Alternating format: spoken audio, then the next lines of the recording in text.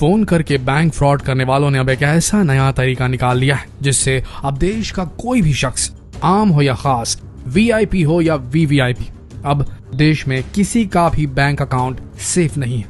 Phone करके fraud करने वालों का गढ़ माना जाने वाला जामताड़ा अब पूरे देश को अपने डिजिटल फ्रॉड की आंधी में उड़ा देने को तैयार है। तो तैयार हो जाइए जानने के लिए कि आखिर जामताड़ा में इन्होंने कौन सा ऐसा नया तरीका निकाल दिया है जिससे अब देश का कोई भी बैंक अकाउंट सुरक्षित नहीं है, ताकि आप अपने और अपने परिवार की मेहनत से कमाई हुई कमाई को सुरक्षित रख सके, क्योंकि क्या पता जामताड़ा गैंग का अगला टारगेट आप हो। ऑनलाइन बैंक फ्रॉड या फिशिंग अटैक की जब भी कोई घटना होती है तो उसका सबसे पहला तार जामताड़ा से जुड़ा होता है। रांची झारखंड से 250 किलोमीटर दूर एक जिला है जिसका नाम है जामताड़ा, और इस जिले में लंबे समय से ऑनलाइन फ्रॉडियों का एक गैंग चल रहा है जिसे कहा जाता है जामताड़ा गैंग। ये जिला इतना फेमस है कि इस पर एक वेब सीरीज भी बन चुकी है नेटफ्लिक्स पर, जो आप देख सकते हैं। आखिर क्यों है ये जिला इतना फेमस? क्योंकि ये वो जगह है जहां पर सबसे ज्यादा ऑनलाइन फ्रॉड और फिशिंग जैसी वारदातों को अंजाम दिया जाता है, या यूं कहें कि जामताड़ा ऑनलाइन चोरों की बस्ती है। आप जानते ही होंगे कि पिछले कई सालों से ऑनलाइन बैंक फ्रॉड की घटनाएं लगातार बढ़ती जा रही हैं, और इन सभी बैंक फ्रॉड्स के तार जामताड़ा से कहीं न कहीं जुड़े हुए पाए जा रहे हैं। ये लोग लोगों को फोन करके डराते थे कि उनका बैंक अकाउंट या एटीएम कार्ड बंद होने वाला है, और डर के मारे भोले भाले लोग इन्हें अपना एटीएम नंबर और सारी जानकारियां बता दिया करते थे, और चुटकियों में ये ऑनलाइन डकैत लोगों का बैंक अकाउंट साफ कर दिया करते थे। लेकिन जैसे जैसे ये घटनाएं बढ़ी, लोगों को इस फ्रॉड के बारे में पता चलने लगा, और अब उनका ये तरीका पुराना हो गया। लोग इस फ्रॉड के प्रति जागरूक हो गए, लेकिन अब इन जामताड़ा के चोरों ने नया तरीका खोज निकाला है जिसका नाम है ई सिम फिशिंग।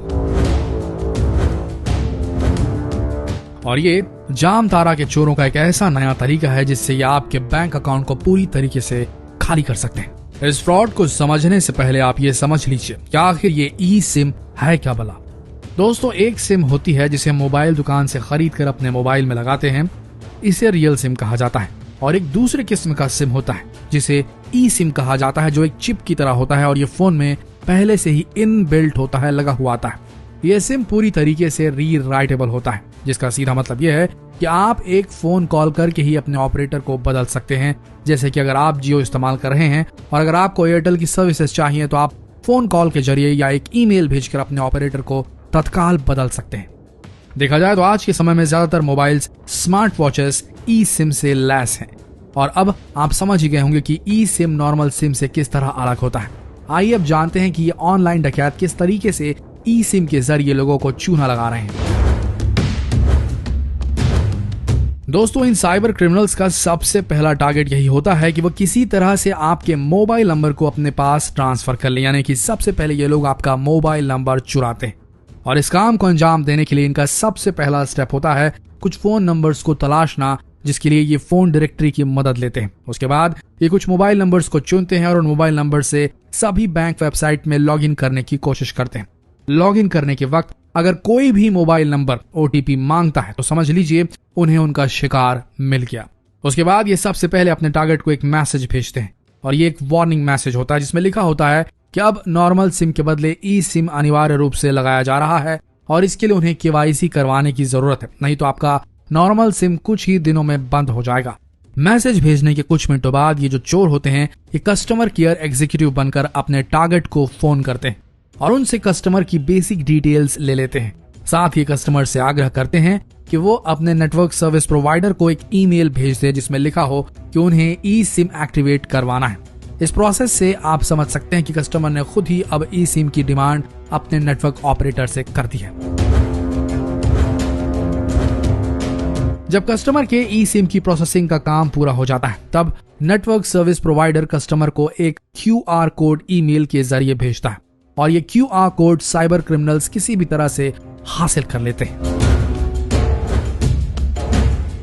जब ये क्रिमिनल्स उस QR कोड को हासिल कर लेते हैं तब ये अपनी ई सिम वाले फोन पर आपका नंबर एक्टिवेट कर लेते हैं। अब इससे होता यह है कि आपका नंबर अब वो क्रिमिनल इस्तेमाल कर रहे हैं और कुछ ही दिन में आपका फिजिकल सिम कार्ड डीएक्टिवेट हो जाता है। अब जब क्रिमिनल्स के पास आपका फोन नंबर एक्टिवेट हो गया है, तब ये इस फोन नंबर से जुड़े जितने भी बैंक अकाउंट से उन्हें स्कैन कर लेते हैं और उसके बाद जहां पर भी एटीएम पिन की जरूरत नहीं होती है, वहां ये आपके मोबाइल नंबर के जरिए ओटीपी के द्वारा आपके बैंक अकाउंट को साफ करते चले जाते हैं। हाल ही में फरीदाबाद पुलिस ने 5 लोगों को ई सिम फिशिंग के मामले में अरेस्ट किया है, जिनमें से 4 जामताड़ा के हैं और इन अपराधियों ने कबूला है कि उन्होंने अब तक 300 से ज्यादा बैंक अकाउंट को साफ किया है। लेकिन सबसे बड़ा सवाल ये उठता है कि आखिर इस फ्रॉड से कैसे बचे। तो सबसे पहला पॉइंट, अगर आपके पास कोई भी कस्टमर केयर एग्जीक्यूटिव का फोन आता है तो उन्हें अपनी कोई भी पर्सनल जानकारी या बैंक से जुड़ी जानकारी कभी ना दें। दूसरी सबसे अहम बात, अगर आपको मोबाइल नंबर या ईमेल चेंज करवाना हो तो आप स्वयं बैंक या मोबाइल स्टोर में जाकर इस काम को करवाएं और इस काम में किसी पर भी भरोसा ना करें। तीसरी सबसे अहम बात यह है कि अगर आपके पास कोई भी मैसेज आता है जिसमें कोई लिंक हो तो उस लिंक को कभी ना खोलें। तो दोस्तों, जितना हो सके इस वीडियो को शेयर करें और लोगों को इस नए किस्म के फ्रॉड से बचाने के लिए जागरूक करें। जितना हो सके इस वीडियो संदेश को शेयर करें फेसबुक, व्हाट्सएप, यूट्यूब पर, ताकि लोगों तक ये संदेश पहुंच सके। बने रहिए हमारे चैनल के साथ, मिलते हैं अगले वीडियो में। तब तक के लिए आप सबका इस वीडियो के अंत तक बने रहने के लिए दिल से धन्यवाद।